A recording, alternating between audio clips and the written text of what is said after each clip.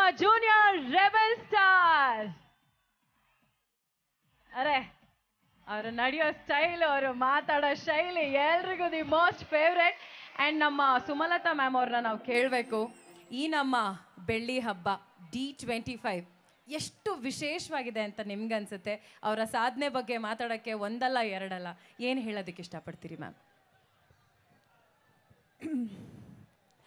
ಹೇಳೋಕ್ಕೆ ತುಂಬ ಇದೆ, ಅದನ್ನು ನಾನು ಮಾತಾಡ್ತೀನಿ. ಅದಕ್ಕಿಂತ ಮೊದಲನೇದಾಗಿ ಇಲ್ಲಿ ಆಗಮಿಸಿರುವಂಥ ಎಲ್ಲ ಗಣ್ಯರು, ನಮ್ಮ ಕನ್ನಡ ಚಿತ್ರರಂಗದ ಹೆಮ್ಮೆಯ ಕಲಾವಿದರು,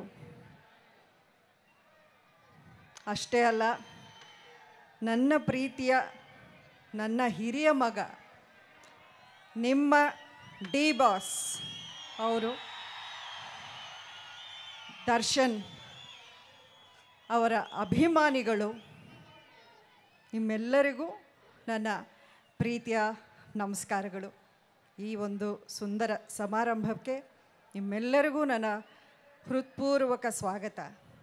ನಾನು ಒಂದೆರಡು ಮಾತನ್ನು ಈ ಒಂದು ಸಂದರ್ಭದಲ್ಲಿ ಒಂದಷ್ಟು ಮಾತಾಡಲೇಬೇಕು ನಿಮ್ಮೊಂದಿಗೆ ಅನಿಸುತ್ತೆ. ಅದಕ್ಕಿಂತ ಮುಂಚಿತವಾಗಿ ನಿಮ್ಮ ರೆಬೆಲ್ ಸ್ಟಾರ್, ನಿಮ್ಮ ಅಂಬರೀಷ್, ನಮ್ಮ ಮಗ ಅಭಿಷೇಕ್ನ ಒಂದೆರಡು ಮಾತು ಮಾತಾಡಲಿ, ಆಮೇಲೆ ನಾನು ಮಾತಾಡ್ತೀನಿ. ಇವತ್ತಿನ ದಿನ ಎಷ್ಟು ಖುಷಿಯಾಗತ್ತೆ ಅಂದರೆ, ಇವತ್ತು ಬರೀ ಒಂದು ಬೆಳ್ಳಿ ಪರ್ವ D25 ಮಾತ್ರ ಅಲ್ಲ, ನಿನ್ನೆ ಅಷ್ಟೇ ಹುಟ್ಟುಹಬ್ಬವನ್ನು ಆಚರಿಸ್ಕೊಂಡು, ಅಷ್ಟೇ ಅಲ್ಲ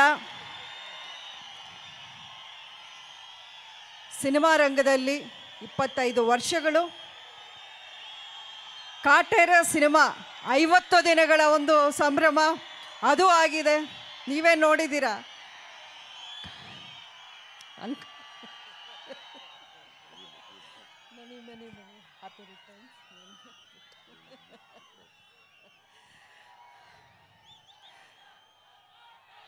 ಕಾಟೇರ ಸಿನಿಮಾದು ಪ್ರೀ ರಿಲೀಸ್ ಒಂದು ಕಾರ್ಯಕ್ರಮ ಮಂಡ್ಯದಲ್ಲೇ ನಡೆಯಿತು. ಆ ಸಮಯದಲ್ಲೇ ನಾನು ಹೇಳಿದ್ದೆ, ಈ ಸಿನಿಮಾ ರಿಲೀಸ್ ಆಗಿ ದೊಡ್ಡ ಹಿಟ್ ಆಗೇ ಆಗುತ್ತೆ. ಆ ಒಂದು ಸಂಭ್ರಮವನ್ನು ನಾವು ಮತ್ತೆ ಮಂಡ್ಯದಲ್ಲೇ ಮಾಡ್ತೀವಿ ಅನ್ನೋವಂಥ ಮಾತನ್ನು ಹೇಳಿದ್ದೆ. ಅದು ಈಗ ನಿಜಾನೇ ಆಯಿತು ನೋಡಿ. ನಿಮ್ಮೆಲ್ಲರ ಒಂದು ನಿರೀಕ್ಷೆಗಿಂತಲೂ ಒಂದು ಒಳ್ಳೆ ಸಿನಿಮಾ, ಒಳ್ಳೆ ಒಂದು ಪಾತ್ರ, ಅದಕ್ಕಿಂತ ಒಳ್ಳೆ ನಟನೆ ಅದರಲ್ಲಿ ದರ್ಶನ್ ಮಾಡಿ, ಅವರ ಒಂದು ಈ ಒಂದು ಸಿನಿಮಾಗಳ ಒಂದು ಪಟ್ಟಿಗೆ ಕಾಟೇರ ಎಲ್ಲೋ ಕರ್ಕೊಂಡೋಗಿ ಕೂರಿಸ್ಬಿಟ್ಟಿದೆ. ದರ್ಶನ್ 25 ವರ್ಷ ಅಂದರೆ ಅದೇನೋ ಸಾಧಾರಣವಾಗಿ 25 ವರ್ಷಗಳು ಏನೋ ಹಾಗೆ ಕಳೆದೋಗಿ ಬಂದಿದ್ದ ಒಂದು ಜರ್ನಿ ಅಲ್ಲ ಅದು.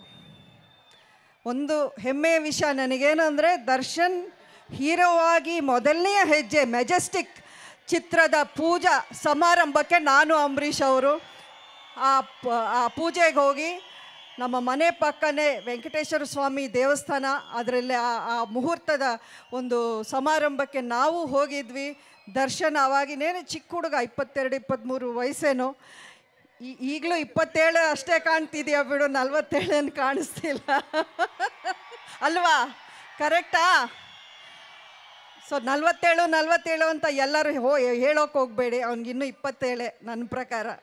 ಯಾಕೆಂದರೆ ನನ್ನ ತಾಯಿಗೆ ಯಾವಾಗಲೂ ಮಕ್ಕಳ ಥರನೇ ಕಾಣ್ತಾರೆ ದೊಡ್ಡವರಾಗಿ ಬೆಳೆದ ಮೇಲೂ. ಈ 25 ವರ್ಷಗಳಲ್ಲಿ ಚಾಲೆಂಜಿಂಗ್ ಸ್ಟಾರ್ ಅಂದರೆ ಬರೀ ಅವರು ಬೇರೆಯವ್ರನ್ನ ಚಾಲೆಂಜ್ ಮಾಡಿದ್ದಲ್ಲ, ಅವ್ರ ಲೈಫಲ್ಲಿ ಎಷ್ಟು ಸವಾಲುಗಳನ್ನು ಎದುರಿಸಿ ಈ ಒಂದು 25 ವರ್ಷಗಳ ಒಂದು ಸಾಧನೆ ಅಂತ ಇವತ್ತು ಏನು ನಿಂತ್ಕೊಂಡಿದ್ದಾರೆ, ಅದರ ಹಿಂದೆ ಎಷ್ಟು ಕಷ್ಟ, ಎಷ್ಟು ಶ್ರಮ, ಎಷ್ಟು ಪ್ರೀತಿಯನ್ನು ಅವರು ಗಳಿಸಿದ್ದಾರೆ ಅಭಿಮಾನಿಗಳ ಹತ್ರ ಅನ್ನೋದನ್ನು ಎಂದಿಗೂ ಮರೆಯೋಕ್ಕೆ ಸಾಧ್ಯ ಇಲ್ಲ. ನಿಜಕ್ಕೂ ಒಬ್ಬರ ಪಬ್ಲಿಕ್ ಲೈಫಲ್ಲಿರೋರು, ಅದು ಸಿನಿಮಾ ರಂಗ ಆಗಿರ್ಬೋದು, ರಾಜಕೀಯ ಒಂದು ರಂಗ ಇರ್ಬೋದು, ಯಾವ ರೀತಿ ಬೇರೆಯವ್ರಿಗೆ ಒಂದು ರೋಲ್ ಮಾಡೆಲ್ ಆಗಬೇಕು ಅನ್ನೋದು ನಾವು ನೋಡ್ಕೊಂಡು ಬರ್ತಾ ಇದ್ದೀವಿ. ನಮ್ಮ ಹೆಮ್ಮೆಯ ಡಾಕ್ಟರ್ ರಾಜ್ ಅವರಿರ್ಬೋದು, ವಿಷ್ಣುವರ್ಧನ್ ಇರ್ಬೋದು, ಅಂಬರೀಷ್ ಅವರಿರ್ಬೋದು, ಅವರೆಲ್ಲರ ಜೀವನ ಒಂದು ಸಂದೇಶವಾಗೇ ಇತ್ತು. ಇವತ್ತು ಅಭಿಮಾನಿಗಳು ನೀವು ಇಷ್ಟು ಜನ ಅವ್ರನ್ನ ಇಲ್ಲಿ ಸೇರಿ ಅವ್ರ ಜೊತೆಲಿ ನೀವು ಸೆಲೆಬ್ರೇಟ್ ಮಾಡ್ತಾ ಇದ್ದೀರಾ. ಜೊತೆಗೆ ಅವರ ಜೀವನದಲ್ಲಿ, ದರ್ಶನ್ ಜೀವನದಲ್ಲಿ ಯಾವ ರೀತಿ ಅವರು ಕಷ್ಟಪಟ್ಟು ಇವತ್ತು ಈ ಎತ್ತರಕ್ಕೆ ಅವರು ಬೆಳೆದಿದ್ದಾರೆ ಅನ್ನೋದನ್ನು ನೀವು ಯಾವತ್ತೂ ಮರೆಯಬಾರ್ದು. ನಿಮಗೂ ಅದೊಂದು ಸಂದೇಶವಾಗಿರಬೇಕು ಅವರ ಜೀವನವೂ. ನಿನ್ನೆ ನಾನು ಹುಟ್ಟುಹಬ್ಬದ ಸಂದರ್ಭದಲ್ಲಿ ಒಂದಷ್ಟು ಟಿ ವಿ ಇದರಲ್ಲಿ ನಾನು ನೋಡ್ತಾ ಇದ್ದೆ. ಅವರು ಎಲ್ಲ ಅಭಿಮಾನಿಗಳ ಹತ್ರನೂ ಕೇಳ್ಕೊಂಡಿದ್ದಾರೆ, ನನಗೆ ಯಾರು ಕೇಕ್ ತರಬೇಡಿ, ಹಾರ ತರಬೇಡಿ, ನಿಮ್ಗೆ ಇಷ್ಟ ಇದ್ದರೆ ನೀವು ಬೇರೆಯವ್ರಿಗೆ, ಬಡವರಿಗೆ ಉಪಯೋಗ ಆಗೋ ಅಂಥದ್ದನ್ನು, ಅಂದರೆ ಅಕ್ಕಿ ಇರ್ಬೋದು, ಇನ್ನೊಂದಿರ್ಬೋದು, ಆ ರೀತಿ ನಾನು ತಗೊಂಬಂದು ಕೊಡಿ, ನಾನು ಎಲ್ಲರಿಗೂ ಹಂಚ್ತೀನಿ ಅಂದರು. ಅಂದರೆ ಇದರ ಅರ್ಥ ಏನು? ಅದನ್ನು ಬೇರೆಯವ್ರು ತಂದು ಕೊಟ್ಟರೆ ಮಾತ್ರ ದರ್ಶನ್ ಅದನ್ನು ಹಂಚಬೇಕು ಅಂತೇನಿಲ್ಲ. ದರ್ಶನ್ ತಾನಾಗೆ ಮಾಡ್ತಾರೆ ಅದನ್ನೆಲ್ಲ. ಬಟ್ ನಿಮಗೂ ಅದೇ ಅಭ್ಯಾಸ ಆಗಬೇಕು ಅನ್ನೋ ಒಂದು ಉದ್ದೇಶಕ್ಕೆ ಮಾತ್ರ ಅದನ್ನು ಮಾಡ್ತಾ ಇರೋದು. ಅದಕ್ಕಿಂತ ಇನ್ನೇನು ಬೇಕು? ಒಬ್ಬ ತಾಯಿಗೆ ಇಲ್ಲಿ ನಿಂತ್ಕೊಂಡು ನಾನು ಮಾತಾಡ್ತೀನಿ ಅಂದರೆ ಅಷ್ಟೇ ನಾನು ಹೆಮ್ಮೆ ಪಡ್ತೀನಿ. 25 ವರ್ಷಗಳ ಅವರ ಒಂದು ಪ್ರಯಾಣ ನೋಡಿ. ಮಕ್ಕಳ ಯಶಸ್ವಿಗಿಂತ ಯಾವುದೇ ತಾಯಿ ಇನ್ನೇನೂ ಬಯಸಲ್ಲ, ಏನೂ ಎದುರು ನೋಡಲ್ಲ. ಬಟ್ ನಾನು ಎದುರು ನೋಡಿದ್ದಕ್ಕಿಂತ ದರ್ಶನ್ ನನ್ನ ಜೊತೆಗೆ ನನ್ನ ಬೆನ್ನೆಲುಬಾಗಿ ನಿಂತಿದ್ದಾರೆ. ನನಗೆ ಮಾತ್ರ ಅಲ್ಲ, ಅಭಿಷೇಕ್ಗೂ ಒಬ್ಬ ದೊಡ್ಡಣ್ಣನಾಗಿ ಅವರು ಅಡ್ವೈಸ್ ಮಾಡ್ತಾರೆ, ಬೈತಾರೆ, ಒಳ್ಳೇದು ಕೆಟ್ಟದು ಎಲ್ಲ ಗೈಡ್ ಮಾಡ್ತಾರೆ. ಅದಕ್ಕಿಂತ ನಾನು ದರ್ಶನ್ಗೆ ಹೇಳ್ತೀನಿ, ಅಪ್ಪ ನನಗೆ ಎಷ್ಟೋ ಧೈರ್ಯ ಇದೆ. ಇವತ್ತಿನ ದಿನ ಅಂಬರೀಷ್ ಅವರು ನಮ್ಮೊಂದಿಗೆ ಇಲ್ಲ, ಆದ್ರೂ ನೀನಿದೆಯಾ, ಅಬ್ಬಿಗೆ ನೀನಿದೆಯಾ, ಇರಬೇಕು ಅಂತ ನಾನು ಹೇಳ್ತೀನಿ. ಇನ್ನೊಂದು ವಿಷಯ ನಾನು ಎಂದೆಂದಿಗೂ ಮರೆಯಲ್ಲ. ನನ್ನ ಎಲೆಕ್ಷನ್ ಟೈಮಲ್ಲಿ ನನ್ನ ಮನಸ್ಥಿತಿ ಆವಾಗ ಯಾವ ರೀತಿ ಇರುತ್ತೆ ಅನ್ನೋದನ್ನು ಹೇಳೋಕೆ ಸಾಧ್ಯನೇ ಇಲ್ಲ. ನನ್ನ ಜೊತೆಯಲ್ಲಿದ್ದವರು, ನನ್ನ ಹತ್ರ ಇರೋವ್ರಿಗೆ ಮಾತ್ರ ಅದು ಗೊತ್ತಿತ್ತು. ಆ ಟೈಮಲ್ಲಿ ನನಗೆ ಜೊತೆಗಿದ್ದು, ನನಗೆ ಸಪೋರ್ಟಾಗಿ ನಿಂತ್ಕೊಂಡು ದರ್ಶನ್ನು ಮತ್ತು ಯಶ್, ನಾನು ಹೇಳಲೇಬೇಕಿಲ್ಲಿ ಈ ವಿಷಯನ, ಎಷ್ಟು ನನಗೆ ಧೈರ್ಯ ತುಂಬಿದ್ರು. ಬರೀ ಬಂದು ಯಾವುದೋ ಒಂದು ದಿನ ಇಲ್ಲಿ ಬಂದು ಭಾಷಣ ಮಾಡಿ ಹೋಗಿದ್ದಲ್ಲ, 15-20 ದಿವಸಗಳು ನನ್ನ ಜೊತೆಯಲ್ಲಿದ್ದು ನನಗಿಂತ ಅವ್ರು ಜಾಸ್ತಿ ಶ್ರಮಪಟ್ಟು ಆ ಬಿಸಿಲಲ್ಲಿ, ಆ ಧೂಳಲ್ಲಿ, ಆ ಜನರ ಮಧ್ಯೆ ಅವರು ಕಷ್ಟಪಟ್ಟು ನನಗೋಸ್ಕರ ನಿಂತಿದ್ರು. ಆ ಪ್ರೀತಿ ಇದೆಯಲ್ಲ, ಅವರೇನು ನನಗೆ ಏನೋ ಅದನ್ನು ಮಾಡಬೇಕು ಅಂತ ಏನಿರಲಿಲ್ಲ. ಎಷ್ಟೋ ಜನ ನೋಡಿದ್ವಿ, ಅಂಬರೀಷ್ ಅವರು ಇದ್ದಾಗ ಜೊತೇಲಿ ಎಷ್ಟೋ ಜನ ಇದ್ದರು, ಅವರೆಲ್ಲ ಏನು ಜೊತೇಲಿ ಉಳ್ಕೊಂಡಿಲ್ಲ. ಆಮೇಲೆ ಜೀವನದಲ್ಲಿ ನಾವು ಸಹಾಯ ಮಾಡಿದವರೆಲ್ಲ ನಮಗೆ ಸಹಾಯ ಮಾಡ್ತಾರೆ ಅಂತ ಯಾವತ್ತೂ ಎದುರು ನೋಡಬಾರ್ದು, ನಾವು ಎದುರು ನೋಡಲ್ಲ ಅದನ್ನು. ಆದರೆ ನಡೆದು ಬಂದ ದಾರಿಯನ್ನು ನಾವು ಮರೆಯಬಾರದು. ಅದು ಮನುಷ್ಯರ ಲಕ್ಷಣ, ಮನುಷ್ಯತ್ವದ ಗುಣ. ಅದು ಆ ಗುಣ ದರ್ಶನಲ್ಲಿದೆ, ಅದನ್ನು ನಾನು ಎಂದಿಗೂ ಮರೆಯಲ್ಲ. ಅದೇ ಆಶೀರ್ವಾದ ದರ್ಶನ್ಗೆ ಇವತ್ತಿನ ದಿನ ಮಾಡಿರೋ ಒಳ್ಳೆ ಕೆಲಸಗಳು ನೋಡಿ. ರಾಜಕಾರಣ, ಅಧಿಕಾರ ಅಥವಾ ಸಿನಿಮಾ ರಂಗದಲ್ಲಿ ಯಶಸ್ವಿ ಹೆಸರು ಎಲ್ಲ ಬರುತ್ತೆ, ಅದು ಯಾವುದು ಶಾಶ್ವತ ಅಲ್ಲ. ಅಲ್ಲಿ ಇದ್ದಾಗ ನಾವು ಯಾವ ರೀತಿ ನಡ್ಕೊಂಡಿರ್ತೀವಿ, ಯಾವ ರೀತಿ ನಾವು ಒಳ್ಳೆ ಹೆಸರನ್ನು ಸಂಪಾದನೆ ಮಾಡ್ತೀವಿ ಅನ್ನೋದು ತುಂಬ ಮುಖ್ಯ ಆಗತ್ತೆ. ಈ ಒಂದು ಸಮಾರಂಭ ನೋಡಿ ಎಷ್ಟು ಚೆನ್ನಾಗಿ ನಮ್ಮ ಸಚ್ಚಿದಾನಂದ್ ಅರೇಂಜ್ ಮಾಡಿರೋದು, ತುಂಬ ಖುಷಿ ಆಗತ್ತೆ. ಇದೇ ಶ್ರೀರಂಗಪಟ್ಟಣದಲ್ಲಿ ನಾನು ನಿಂತ್ಕೊಂಡು ಸಚ್ಚಿ ಒಂದು ರಾಜಕಾರಣದ ಒಂದು ಎಂಟ್ರಿ ವೇಳೆ ನಾನು ಹೇಳಿದ್ದೆ. ಎಲ್ಲರೂ ಅವಾಗ ಕೇಳ್ತಾಯಿದ್ರು, ಕಳೆದ ವಿಧಾನಸಭಾ ಚುನಾವಣೆ ಒಂದು ಹೊತ್ತಲ್ಲಿ ಸಚಿನ ನಿಲ್ಲಿಸ್ತೀರಾ, ಅಭಿಷೇಕ್ನ ನಿಲ್ಲಿಸ್ತೀರಾ, ನೀವು ನಿಂತ್ಕೋತೀರಾ ಅನ್ನೋ ಮಾತು ಎಲ್ಲ ಕಡೆ ನಡೀತಾ ಇತ್ತು. ಮಾಧ್ಯಮಗಳಲ್ಲಂತೂ ಆವತ್ತಿಂದ ಇವತ್ತಿಗೂ ಆ ರೀತಿಯ ಒಂದು ಊಹಾಪೋಹಗಳು ನಡೀತಾನೇ ಇದೆ, ನಡೀಲಿ.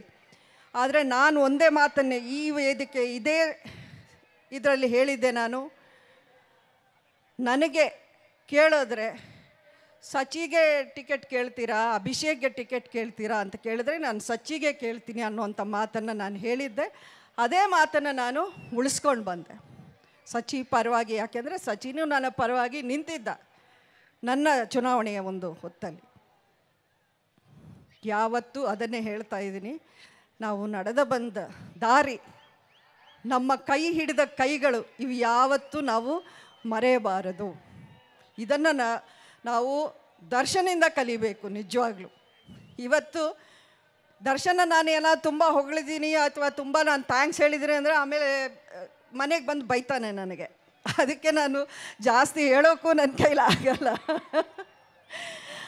ಇನ್ನು ಇಲ್ಲಾಂದರೆ ಇನ್ನೆಷ್ಟೋ ಹೇಳ್ಬೋದು ನಾನು ದರ್ಶನ್ ಬಗ್ಗೆ. ಬಟ್ ಖುಷಿ ಆಗುತ್ತೆ, ಎದೆ ತುಂಬಿ ಬರುತ್ತೆ. ದರ್ಶನಿಗೆ ಆ ದೇವರು ಎಲ್ಲ ಕೊಟ್ಟಿದ್ದಾನೆ, ನಾವೇನು ಕೇಳೋದು? ಅವನಿಗೆ ಎಲ್ಲ ರೀತಿಯ ಸಕ್ಸಸ್ಸು, ಒಳ್ಳೆ ಹೆಸರು, ಕೋಟ್ಯಾಂತರ ಜನ ಅಭಿಮಾನಿಗಳು ಎಲ್ಲ ಕೊಟ್ಟಿದ್ದಾರೆ. ನಾನು ಕೇಳೋದು ನೆಮ್ಮದಿಯಿಂದ ಸಂತೋಷದಿಂದ ಇರಬೇಕು, 100 ವರ್ಷ ಹೀಗೆ ಇರಬೇಕು, ಎಲ್ಲರನ್ನ ಜೊತೆಗೂಡಿಸ್ಕೊಂಡು ಎಲ್ರಿಗೂ ಸಪೋರ್ಟ್ ಮಾಡುವಂಥ ಒಂದು ಗುಣ ಇದೆಯಲ್ಲ, ಅದನ್ನು ಹಾಗೆ ಉಳಿಸ್ಕೋಬೇಕು. ಬೇರೆಯವ್ರನ್ನೂ ಬೆಳೆಸೋವಂಥ ಗುಣ ನಾನು ಬರೀ ಅಂಬರೀಷ್ ಅವರೆಲ್ಲ ಒಬ್ಬರಲ್ಲೇ ನೋಡಿದ್ದೀನಿ, ಅದಾದಮೇಲೆ ದರ್ಶನಲ್ಲಿ ನೋಡ್ತಾ ಇದ್ದೀನಿ. ಅದೇ ಗುಣ ನನಗೆ ತುಂಬ ತುಂಬ ಇಷ್ಟ ಆಗಿತ್ತು ದರ್ಶನಲ್ಲಿ. ಇದೇ ಇನ್ನು ಅದೇ ಹೇಳ್ಕೊಂಡೋದ್ರೆ ದರ್ಶನ್ ಬಗ್ಗೆ ನಾನು ಇಡೀ ರಾತ್ರಿ ಹೇಳ್ಬೋದು, ಆದರೆ ಬೇಡ, ಎಲ್ರಿಗೂ ಮಾತಾಡೋ ಒಂದು ಅವಕಾಶ ಇರಲಿ. ಯಾವತ್ತೂ ಒಳ್ಳೆಯದನ್ನು ಮಾಡೋರಿಗೆ ಭಗವಂತ ಒಳ್ಳೆಯದನ್ನೇ ಕೊಡ್ತಾನೆ ಅನ್ನೋ ಮಾತನ್ನು ನಾನು ತುಂಬ ದೃಢವಾಗಿ ನಂಬಿದ್ದೀನಿ. ನನ್ನ ಸುತ್ತಲೂ ಎಲ್ಲ ಒಳ್ಳೆಯವರೇ ಇದ್ದಾರೆ, ಅದನ್ನು ನಾನು ನಂಬಿದ್ದೀನಿ. ಆ ದೇವರ ಒಂದು ಆಶೀರ್ವಾದ ಇದೆ. ಅಂಬರೀಷ್ ಅವರಿದ್ದಾರೆ ಇಲ್ಲಿ, ನನ್ನ ಹಿಂದೆ ನನ್ನ ಮಕ್ಕಳಿದ್ದಾರೆ, ಅಷ್ಟೇ, ಇನ್ನೇನು ಬೇಡ. ನಿಮ್ಮ ಒಂದು ಪ್ರೀತಿ ವಿಶ್ವಾಸ ಗಳಿಸಿದ್ದೇ ದೊಡ್ಡ ವಿಷಯ. 5 ವರ್ಷ ಯಾವ ರೀತಿ ಕಳೆದೋಗಿದೆ ಅನ್ನೋದು ನನಗೆ ಗೊತ್ತಿಲ್ಲ, ಆದರೆ ನನ್ನ ಮೈಂಡಲ್ಲಿ ಯಾವಾಗಲೂ ಒಂದು ಜವಾಬ್ದಾರಿ ಏನಕ್ಕೆ ಹೆಚ್ಚಾಗಿ ಇತ್ತು ಈ 5 ವರ್ಷಗಳು ಅಂದರೆ, ನನ್ನ ಹಿಂದೆ ದರ್ಶನು ಯಶ್ ಅವತ್ತು ಅವರು ಒಂದು ರಿಸ್ಕ್ ತಗೊಂಡು ಯಾರೇನೇ ಟ್ರೋಲ್ ಮಾಡಿದ್ರು, ಯಾರೇನೇ ಟಾರ್ಗೆಟ್ ಮಾಡಿದ್ರು ಹೆದರ್ಕೊಳ್ಳದೆ ನನ್ನ ಜೊತೇಲಿ ನಿಂತ್ರಲ್ಲ, ಆ ಒಂದು ಜವಾಬ್ದಾರಿಗೆ ನಾನು ಇನ್ನಷ್ಟು ಕಷ್ಟಪಟ್ಟು ಕೆಲಸ ಮಾಡಿದ್ದೀನಿ. ಆ ಹೆಸರನ್ನ ಉಳಿಸ್ಕೊಳ್ಳೋವಂಥ ಒಂದು ಪ್ರಯತ್ನ ಮಾಡಿದ್ದೀನಿ. ಈ ಮಣ್ಣಿನ ಗುಣ ಇದೆಯಲ್ಲ, ಈ ಮಣ್ಣಿನ ತಿಲಕ ಹಚ್ಚಿ ನಾವು ಅಂಬರೀಷ್ ಅವರನ್ನು ಇಲ್ಲಿಂದ ಬೀಳ್ಕೊಡುಗೆ ಕೊಟ್ಟಿದ್ದು. ಈ ಮಣ್ಣಿನ ತಿಲಕ, ಈ ಮಣ್ಣಿನ ಋಣ, ಈ ಮಣ್ಣಿನ ಗುಣ ಎಂದೆಂದಿಗೂ ಬಿಡಲ್ಲ. ಸುಮಲತಾ ಅಂಬರೀಷ್ ಈ ಮಣ್ಣನ್ನು ಬಿಡಲ್ಲ. ಜೈ ಹಿಂದ್, ಜೈ ಕರ್ನಾಟಕ, ಜೈ ಮಂಡ್ಯ. ಧನ್ಯವಾದಗಳು ಮೇಡಮ್, ಎಷ್ಟು ಪ್ರೀತಿಯ ಮಾತುಗಳನ್ನು ಆಡಿದ್ರಿ. ಇಲ್ಲಿವರೆಗೂ ಈ ಜನ ನಿಮ್ಮೆಲ್ಲರನ್ನ ಪ್ರೀತಿಸಿದ್ದಾರೆ, ಇನ್ನು ಮುಂದಕ್ಕೂ ನಿಮ್ಮೆಲ್ಲನ ಪ್ರೀತಿಸ್ತಾ ಹೋಗ್ತಾರೆ ಅನ್ನೋದು ನಮ್ಮೆಲ್ಲರಿಗೆ ಗೊತ್ತಿರುವಂಥ ವಿಷಯ. ಈ ನಮ್ಮ ವೇದಿಕೆಗೆ ಬಂದಿದ್ದಕ್ಕೆ, ಜೊತೆಗೆ D25 ಈ ಬೆಳ್ಳಿ ಪರ್ವದ ಈ ಬೆಳ್ಳಿ ಹಬ್ಬಕ್ಕೆ ನಿಮ್ಮ ಆಗಮನ ಬಹಳ ಖುಷಿಯನ್ನು ತಂದುಕೊಟ್ಟಿದೆ. ಸೊ ಹೃತ್ಪೂರ್ವಕವಾಗಿ ಧನ್ಯವಾದಗಳನ್ನು ತಿಳಿಸ್ತಾ ಇದ್ದೀವಿ. ಬನ್ನಿ ಜೋರಾದ ಚಪ್ಪಾಳೆ ಶ್ರೀರಂಗಪಟ್ಟಣ.